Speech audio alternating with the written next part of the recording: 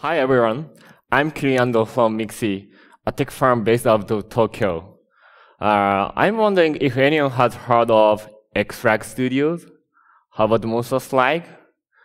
I think there are some of you might have heard of those both before, but not too many.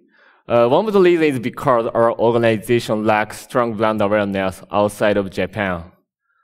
So my focus on this talk today is to be able to share our brand concept of XFLAG Studios, which is the entertainment arm of Mixi, as well as some of the strategies utilized to develop our hit title MonsterSlide. So hopefully by the end of this talk, you would have gained some insight into our unique way of approaching entertainment. Okay, so before we begin, please allow me to introduce my role within my organization. As I said, I'm Kirin Ando, and I am currently in charge of new business development in XFLAG. In particular, our group aims to create the new big hit title after MonsterSlide. And previously, I was in charge of global marketing for MonsterSlide in United States, as well as traditional Chinese-speaking regions. Okay, so let's begin the slide. XFLAG Studios, as mentioned earlier, is the entertainment arm of the Mixi Group. Traditionally, however, Mixi has been operating its platform businesses with a specific focus on communication, in particular, social media platform. Therefore, unlike a lot of game developers out there, our background, we consider ourselves first and foremost a company which facilitates communication. XFLAG Studios was born in August 2015. Our aim is to offer new types of entertainment built around the idea of high intensity of excitement, which can be enjoyed with friends and your family members. In fact, we have the word BBQ, you can see here, BBQ, written into our studio logo. And that is express the idea of togetherness along with joy and fulfillment that comes as a result. Our ambition is to spread that idea all over the world. And this is the head of our studio, Koki Kimura. The idea of MonsterSlide originally came up during lunch with a few of his friends. At the time, mobile game was going through a massive boom, and we were looking transition into there from our SNS platform games. But what they realized was that all the hit games on mobile were essentially single player. So you had a bunch of people sitting together, whether it be a friend or a family, but everyone was staring at their phone. There was zero communication going on. So he felt this was an issue that had to be solved, which led to the creation of MonsterSlide. As a quick introduction to MonsterSlide, as of January 2017, it has garnered over 40 million downloads. And in 2015, it took the spot as the world #1 grossing title. However, we are only really big in Japan, with some success in smaller regions such as Taiwan and Hong Kong. We call it a pinball action game that can be played with up to 4 people cooperatively. Each player will bring their own character, and together they will aim to defeat enemies. The biggest value that the games brings to the table is the idea of give and take that the players experience when playing together. By coming together and playing cooperatively, they lend each other a hand. And by clearing stages, everyone wins the profit.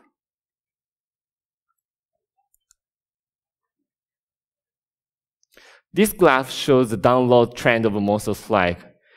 Even though we are coming into our 4th year this October, we are still seeing strong growth. I think there is some of reason, and there are two elements. One is virality, and the second one is media mix strategy. They contribute greatly to this growth. And talking about the history of Monster Strike, so in the immediate release of Monster Strike, we were able to grow exponentially by going viral. One key was the ability to play cooperatively through Bluetooth, which was new at the time. So this allowed players to play together face-to-face. Another key was the unique gameplay of Monster Strike, which brought an extra layer of excitement. This also brought influencers who love the game and helped spread without any extra push from outside. Word of Monster Strike spread through YouTube and other social media, which allowed the game to reach a huge audience we would otherwise have been unable to reach. So now, let me show you the example. This one is a famous influencer in Japan, Hikakin, and he plays our games. Hikakin games.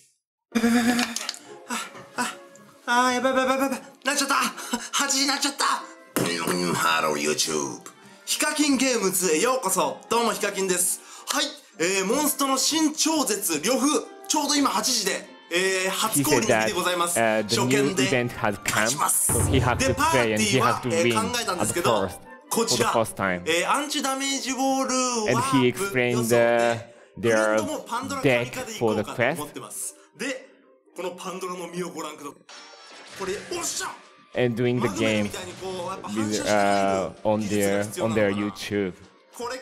So actually, yeah, ordinarily we have to pay to have them to play videos, but we didn't pay any cost for YouTubers.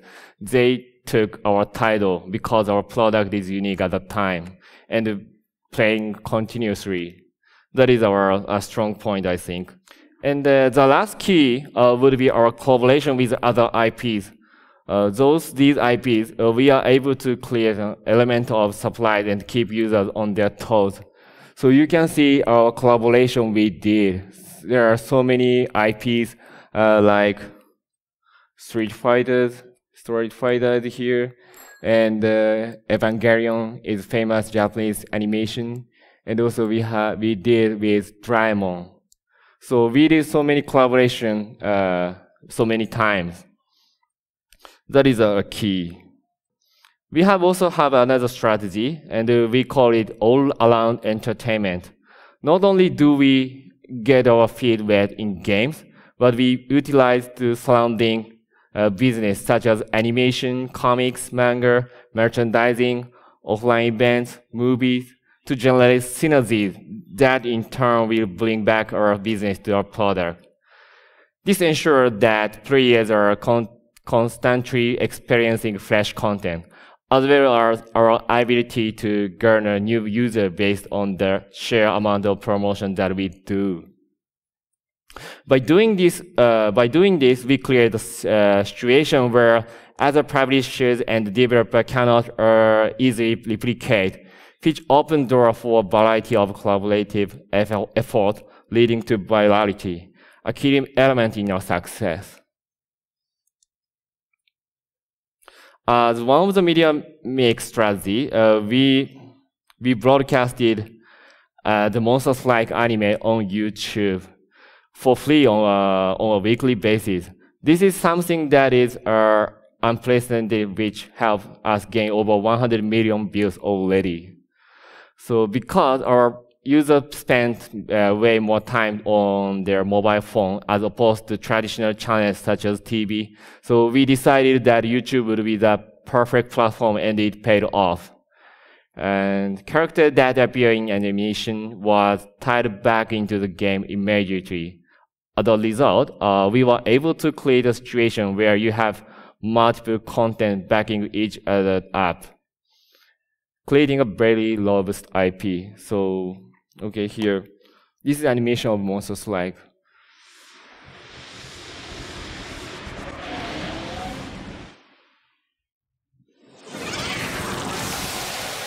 and that was Enemy.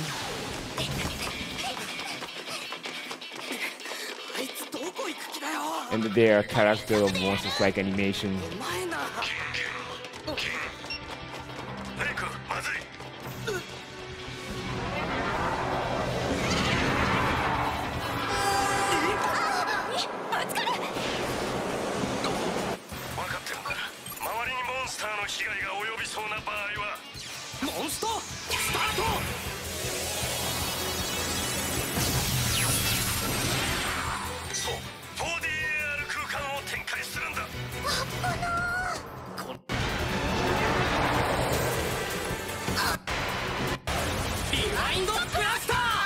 And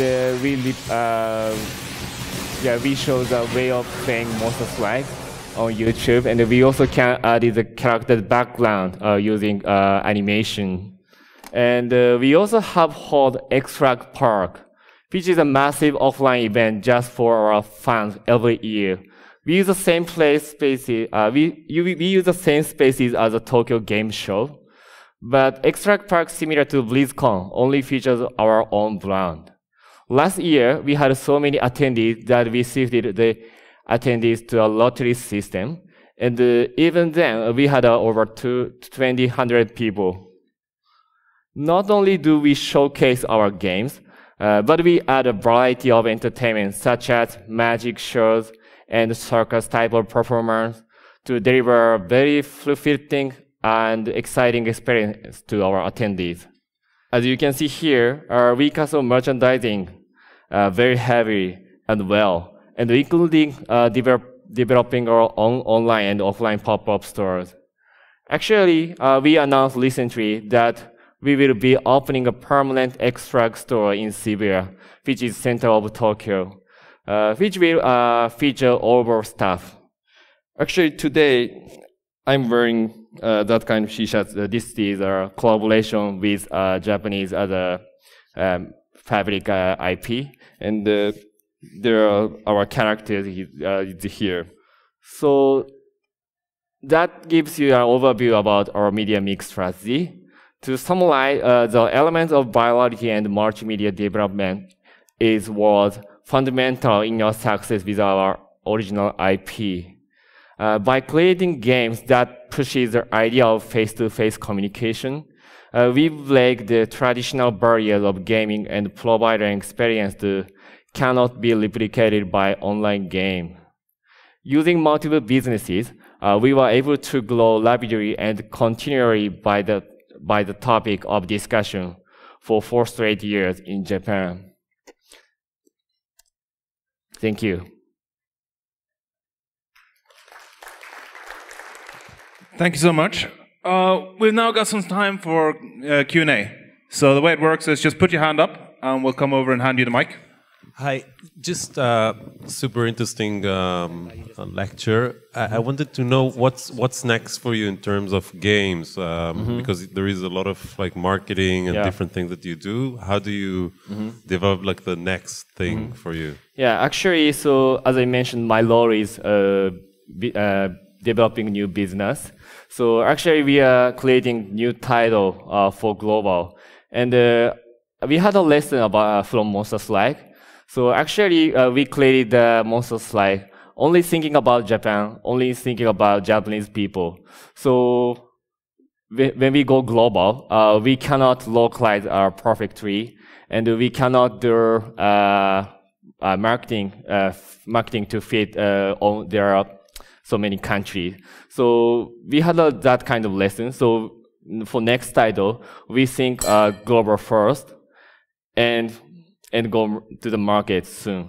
Thanks for the presentation. I'm actually quite interested in terms of the live ops you actually run on a regular basis. What kind of level of that do you think has been driving the success of Monster Strike?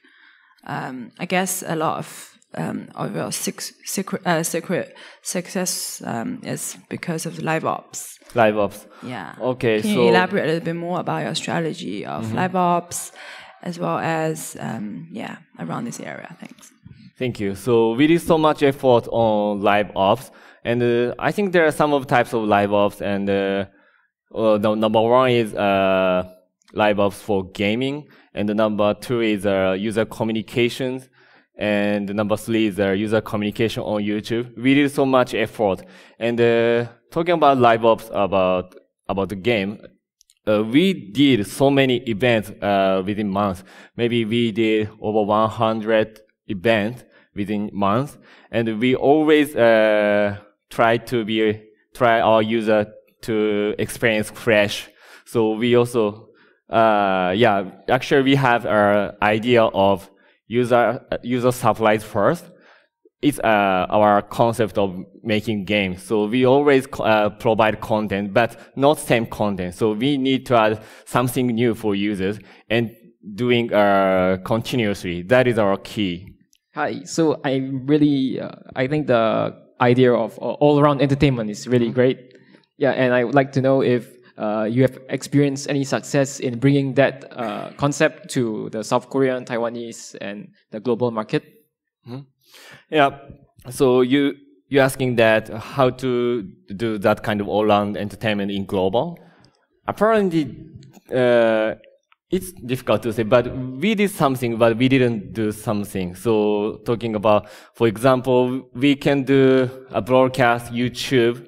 It's very easy, but if we do merchandising or if we do our physical event, that is some of the barriers about like legal and some of the barriers. So we cannot did completely, I think. So that is also our challenge for global. I think we're done. Thank you very much for all of you for listening and for Ando-san for being a wonderful host here. I think that the big thing I learned from this was how important, how massive your live operations and being able to continuously integrate and continuously support the community. I thought that was very, very cool. So thank you so much. Thank you.